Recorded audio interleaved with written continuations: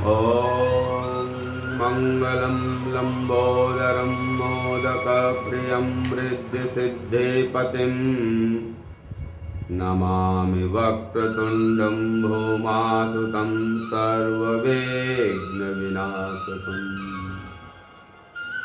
भगवद गीता के संदर्भ में श्री ब्रह्म शंकर शास्त्री जी के विचार। भगवद गीता के विषय में श्री शास्त्री जी का आकर्षण आरंभ से ही रहा है। क्यों रहा है, इसका उत्तर देना असंभव है। गीता जी को पढ़ना और उनके श्लोकों को समझने का प्रयास करना बड़ा दुरूह विषय है। आरंभ में तो अर्थों को समझ पाना असाध्य ही है। एक प्रकरण में आता है कि गुण ही गुणों में बरत रहे हैं। मैं इसके अर्थ को समझ नहीं पाता। गुण का अर्थ अंग्रेजी भाषा के वर्च्यू से लगाता है। आयु के साथ चाव बढ़ता गया। जो समझ पाता और जो नहीं समझ पाता उसी में घूमा करता है। प्रत्येक व्यक्ति के साथ उसकी व्यक्तिगत समस्याएं रहती हैं, जो सदैव रहती हैं और इतनी रहती हैं कि उनका समाप्त हो पाना इतनी शीघ्रता से संभव नहीं होता। वही समस्याएं मेरे साथ रहीं, परंतु गीता ज्ञान के प्रति आकर्षण सदैव रहा। कुछ मंदिरों में मुझे जाने का अवसर मिला, वहां भी शांति मिली, परंतु कुछ दिनों के उपरांत श्री गीता जी का पाठ करने लगा। पाठ पूरे मनोयोग से होता था, इसलिए कुछ महीनों में सभी अध्याय कंठस्थ हो गए। उसके कुछ भाव भी समझ में आने लगे और जो कुछ समझ पाया इसको लिखने का प्रयास करता रहा, परंतु पुनः व्यक्तिगत समस्याओं में इतना उलझ गया कि फिर गीता ज्ञान से विमुख हो गया। परंतु यह उत्कंठा सदैव रही कि श्री गीता जी पर एक ऐसा भाष्य लिखा जाए जो विस्तृत भी हो और सर्वसाधारण के लिए समझ के अंदर हो। इसी तथ्य को दृष्टिगत रखकर यह विस्तृत कार्य श्री भगवान की कृपा से आरंभ हुआ है।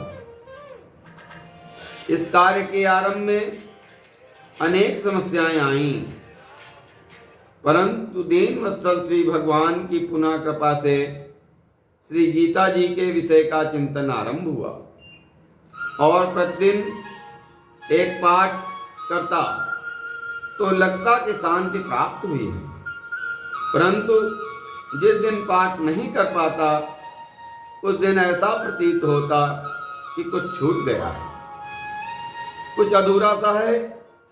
इस प्रसंग में एक तथ्य और कहना समीचीन होगा कि गीता जी के जितने भी भाष्य हैं वे सभी अपने समय के प्रकांड विद्वानों द्वारा किए गए हैं।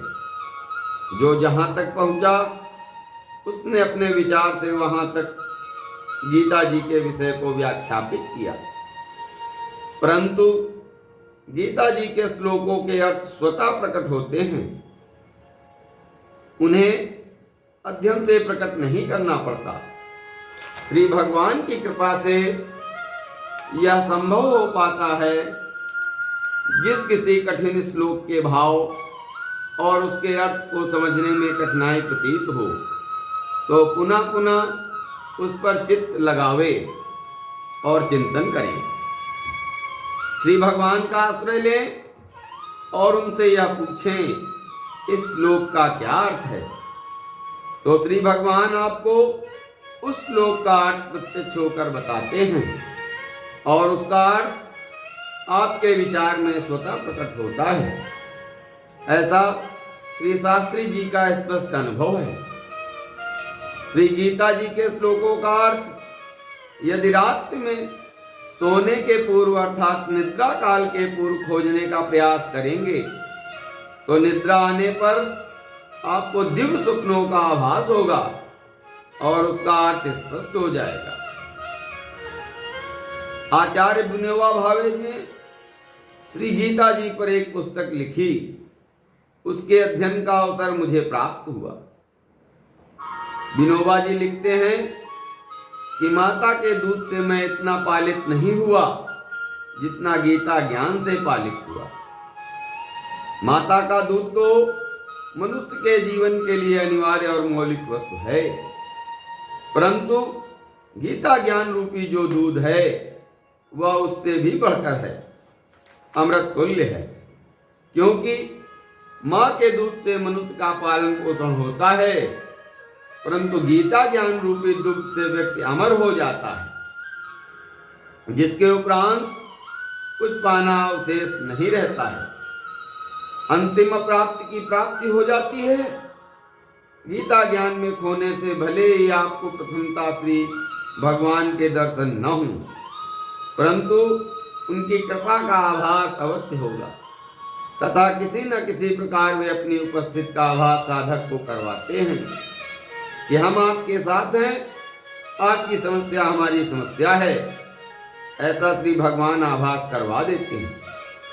साधना की गहनता बढ़ने पर कुछ अधिक लाभ होता है, अनायास ही दिव्यता का आभास होता है। भगवत गीता पर अनेक मनीषी महापुरुषों ने, पूज्यपाद महानुभावों ने अपने अपने विचार प्रस्तुत किए हैं। सभी के विचार उत्कृष्ट हैं, क्योंकि गीता ज्ञान रूपी आकाश सदस्य ज्ञान में जो एक एक बादल का टुकड़ा तोड़ा गया है, अथवा गीता ज्ञान रूपी ब्रह्मांड से जो एक तारा निकाला गया है, वह सब अति महत्वपूर्ण है। क्योंकि गीता ज्ञान आकाश की विशालता के समान है। जितना हम प्रयास करेंगे उतने ही हम तारे तोड़ पाएंगे। गीता रूपी आकाश के समान ज्ञान की व्याख्या संपूर्णता से कोई नहीं कर सकता है। प्रत्येक अपनी अपनी साधना के आधार पर ही गीता के विषय की चर्चा करता है। श्री भगवान ने अर्जुन से क्या कहा, इसका सटीक अर्थ क्या है, या तो श्री भगवान और अर्जुन ही जाने, परंतु इस बृहद भाष्य में गीता ज्ञान की चर्चा हुई। इस चर्चा से कुछ साधना दृढ़ हुई, यह प्रसन्नता का विषय है। जिन पूज्य आचार्यों ने भाष्य और टीकाएं लिखी हैं, उनका ज्ञान सूर्य के समान है। हमारा ज्ञान उनके समक्ष दीपक के सदस्य भी नहीं है। भाष्यों टीकाओं में दार्शनिक भाव लिखे हैं। गीता जी के श्लोकों को अनेकों शास्त्रों से समझाकर उनके अर्थ का निरूपण किया गया है, परंतु मेरे मन में सीधे सीधे सरल भावों का प्रकटीकरण श्री भगवान की कृपा से हुआ है। उसी को सामान्य भाषा में प्रस्तुत किया गया है और इस कार्य से हमें बहुत लाभ हुआ है तथा श्री भगवान के द्वारा कहे गए गीता ज्ञान की जो चर्चा हुई, मन बुद्धि के सांसारिक विषयों में फंसने से अच्छा कार्य हुआ, क्योंकि मन बुद्धि तो अपना कार्य करते रहते हैं। यदि वह श्री भगवान की ओर नहीं जाएंगे तो उनका रमण संसार में होगा, ऐसा निश्चित है। इस कार्य से मन श्री भगवान की ओर उन्मुख हुआ और उनके गुणों का कुछ वर्णन हुआ। जो बन पड़ा वह कहा गया, लेकिन इसमें भी उनकी कृपा है। मेरा अपना कुछ प्रयास नहीं है। एक तुच्छ जीव सर्वशक्तिमान परमात्मा की वाणी की कितनी व्याख्या कर सकता है, या तो सहज ही समझ में आ जाता है। यह 21 खंडों में प्रकाशित हो रहे भगवत गीता का प्रथम खंड अर्जुन विषाद योग नाम से है, जो भगवान श्री गोविंद को समर्पित है।